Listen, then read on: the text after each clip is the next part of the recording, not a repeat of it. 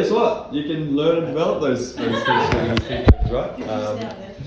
You should have seen me when I was new. I was not good. I was not good when I was new. I was okay. I was enthusiastic, okay? So I had a decent mindset. I wouldn't say it was great.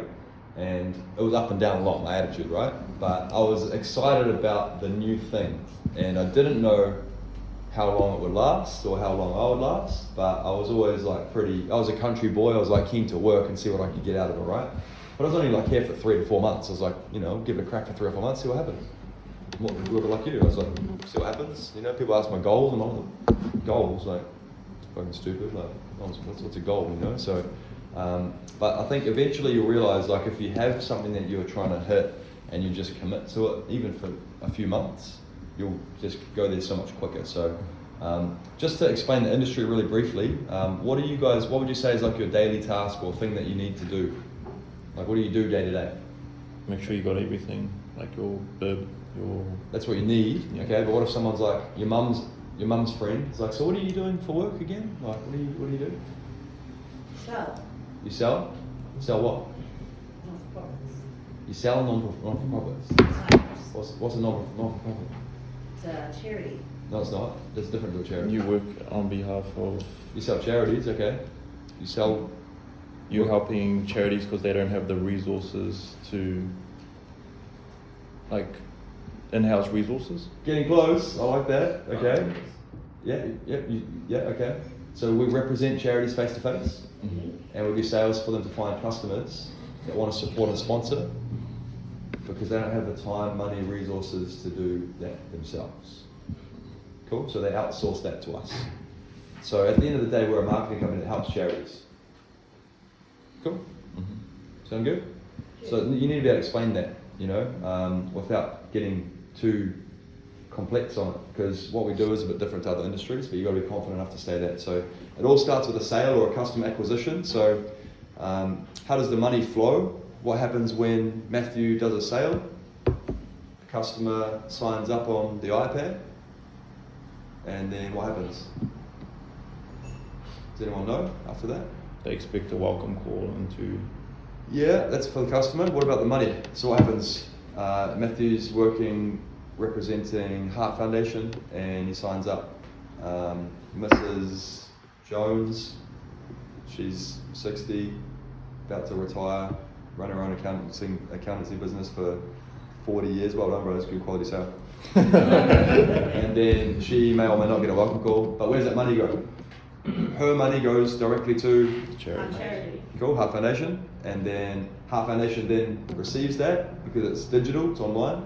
Okay, then they pay. They pay you a percentage of that sale. No percentage. Pay NC fee. Okay, so this is where it's important to understand. What do? We advertise. Like, we're a marketing company, and we do direct marketing. And direct marketing is just the same as an ad, but it's face to face. So a lot of people it's associated with like door knocking, cold calling, stuff like that. Our direct marketing is at face to face event sites. Cool. You guys got to know this shit, because your new guys like need to know it too. So basically, we are an ad, right? When we're talking to a customer. But we're like a walking, talking ad, so we can kind of adapt ourselves a little bit. So who gets paid for that sale first? The supplier, which is for us, Community Solutions, Adflex. If you're in sports, the supplier then pays the marketing company. So Matthew does a sale, Community Solutions get paid from Heart Foundation. Heart Foundation pays OTM, OTM pays Matthew. When do they get paid? At the beginning or after the money goes to the charity? Once the money's gone to the charity, it's like a guaranteed sale. The customer's donated, we get paid from after that. Yeah, and it's weekly, so it's all gets batched together. So the amount of sales total that the company did gets paid, and then the company pays you guys the majority of it. Cool. It's usually paid off about a 60-40 split. So whatever the company receives, you pay the salesperson 60% of that, because they did the majority of the work. They did the work for that, but the company needs a margin as well to grow and run a business, right? Cool. So you guys get that? Okay, so Matthew does a sale, who gets paid? Charity. Community. Charity. And then Community Solutions. And then there's me. Okay, we're almost there. Okay. So you're on the whiteboard? Yeah, go. Yeah. First the charity, then the charity goes to the supply, and then it goes down the chain. Okay.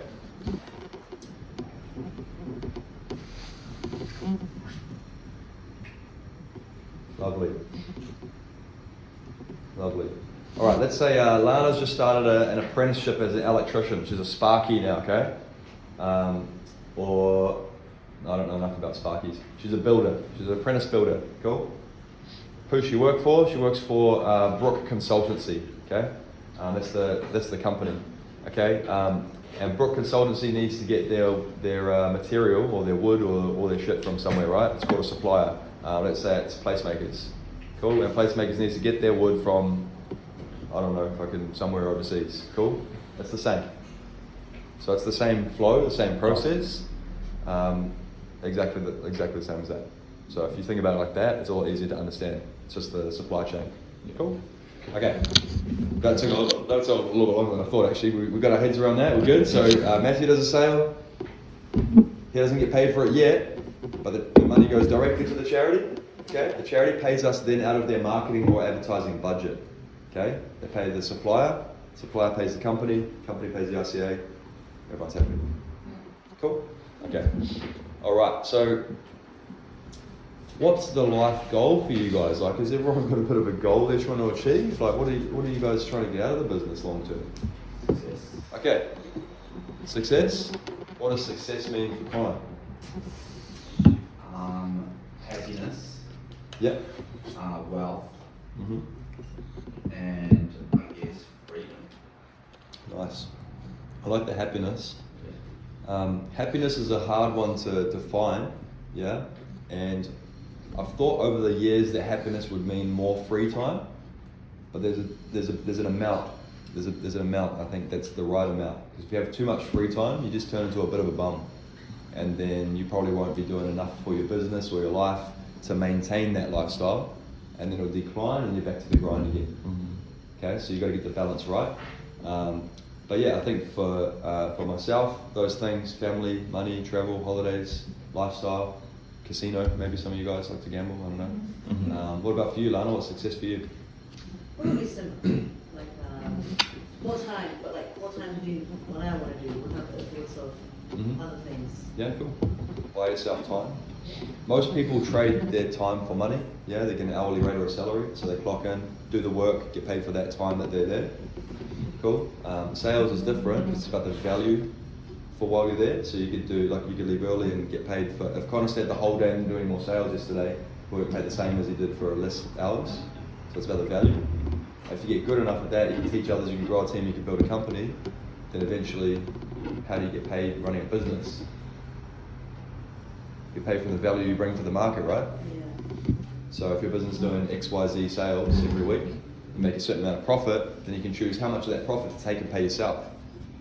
And if your business does double that, then you can choose to take more of that profit to pay yourself more.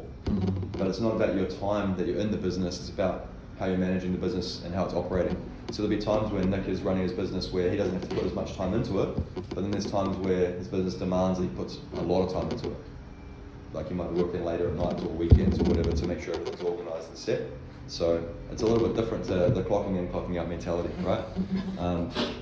Cool, so I think financial freedom and time freedom is pretty important. Mm-hmm. And I think it's just important to set up some financial goals for where you want to be. So for me, I was like, I may as well start in this industry and learn how to do it with sales. Yeah. So think about how you motivate yourself every day, day to day. Like for me, it's travel. So we've got a lot of trips coming up this year. Pretty cool. I think I'm going to.